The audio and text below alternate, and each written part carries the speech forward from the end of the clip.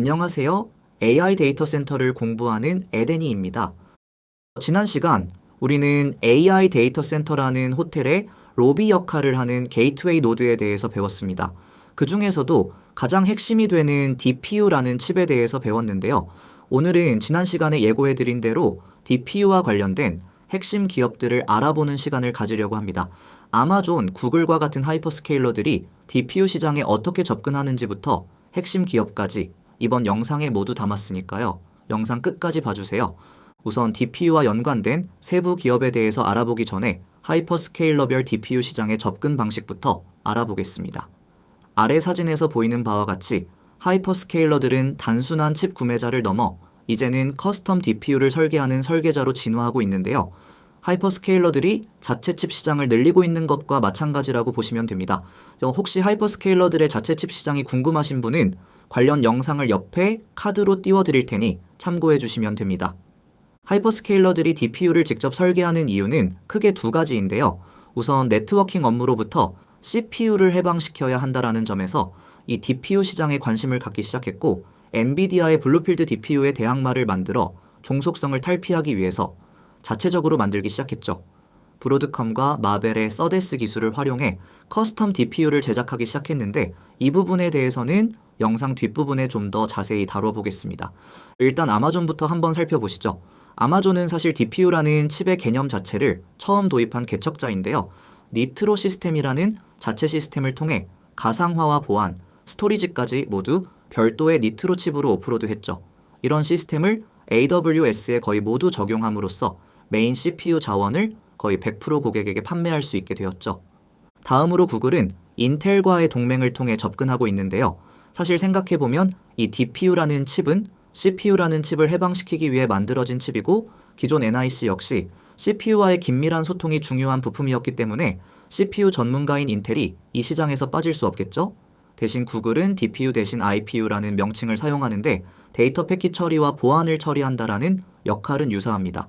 지난 영상에서 인텔이 ARM 코어를 넣은 굴욕에 대해서 말씀드린 적이 있는데, 사실 구글과의 협력 과정에서 이 굴욕이 발생했었거든요. 앞으로도 구글은 한동안 인텔과의 협력을 통해 이 시장을 접근하지 않을까 생각이 드네요. 다음으로 마이크로소프트.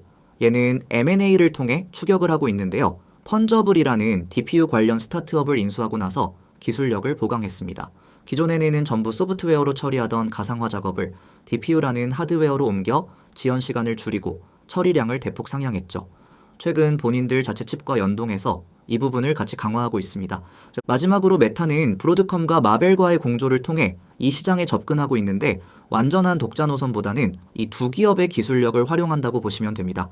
본인들 광고 알고리즘이나 영상 처리를 하는 데에 있어 최적화된 데이터의 흐름을 제어한다고 하네요. 지금까지 말씀드린 내용은 아래표로 정리해 두었으니 궁금하신 분들은 영상을 잠시 멈춰두고 확인해 주세요. 결국 하이퍼스케일러들의 접근 방식을 정리해보면, 물론 엔비디아 DPU도 사겠지만 본인들 자체 칩 시장을 늘려나가고 있다고 정리할 수 있는데요. 여기서 바로 ARM과 브로드컴, 마벨이 웃는 이유가 나옵니다. 이 부분에 대해서 차근차근 한번 알아보시죠.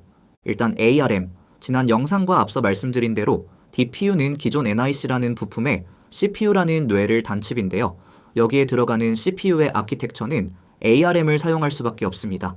X86을 사용하면 뜨거워서 다 녹아버리거든요. X86을 만든 인텔조차 ARM을 사용했으니 말 다 한 거죠. 하이퍼스케일러나 엔비디아 모두 ARM으로부터 CPU IP를 구매해서 이 칩에 박아 넣습니다. 독자적 언어를 사용할 수는 없냐?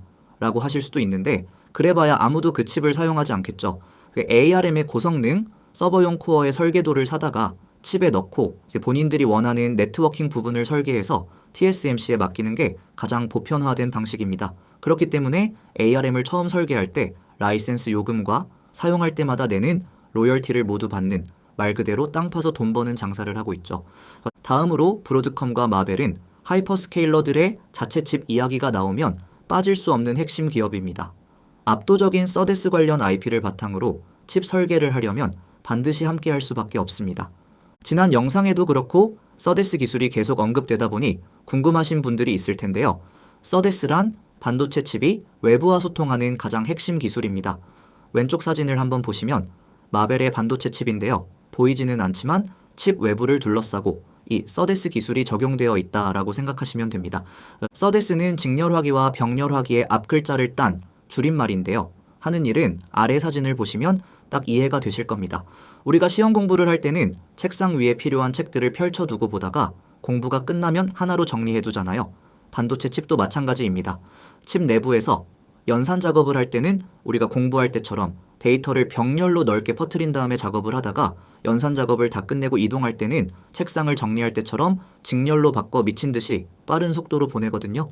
아래 나와 있는 도식화 부분처럼 이동할 때는 일렬로 빠르게 이동하다가 칩 내부에서는 병렬로 두고 연산 작업을 한 다음에 다시 이동할 때 일렬로 변환이 필요한데 여기서 역할을 하는 게 바로 서데스라고 생각하시면 됩니다.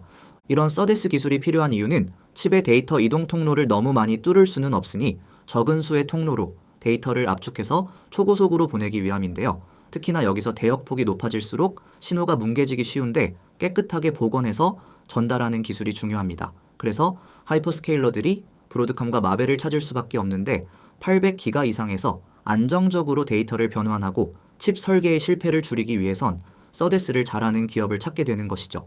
물론 서데스 IP만 판매하는 기업도 있긴 한데 브로드컴이나 마벨을 사용하게 되면 서데스뿐만 아니라 TSMC 예약부터 제조하고 난 다음 검증 부분들도 같이 해주다 보니 믿고 맡기는 게 좀 더 보편화되어 있는 시장이라고 보시면 됩니다.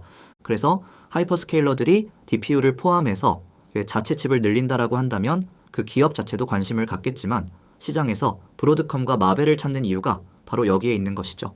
오늘은 하이퍼스케일러별 DPU 시장 접근 방식과 DPU의 핵심 기업을 살펴보았는데요. 원래 다음 시간에 게이트웨이 노드의 다른 부품들을 알아보려 했는데 많은 분들이 제가 기업 분석을 하는 방식을 궁금해 하시는 것 같아 다음번 영상은 AI를 활용한 기업 분석 방법을 먼저 다뤄보려고 합니다. 실제 제가 제미나이를 활용해서 분석하는 방법을 다양하게 다룰 예정이니 다음번 영상 기대해 주시기를 바라겠습니다. 그럼 여러분들의 곁에서 AI 데이터 센터를 공부하는 에덴이는 이만 물러가겠습니다. 다음 시간에 만나요. 안녕. 인공지능의 핵심인 데이터 센터를 둘러봤습니다. 정말 흥미롭죠? 다음 영상에서 더 유익한 정보로 찾아올게요. 구독해주세요.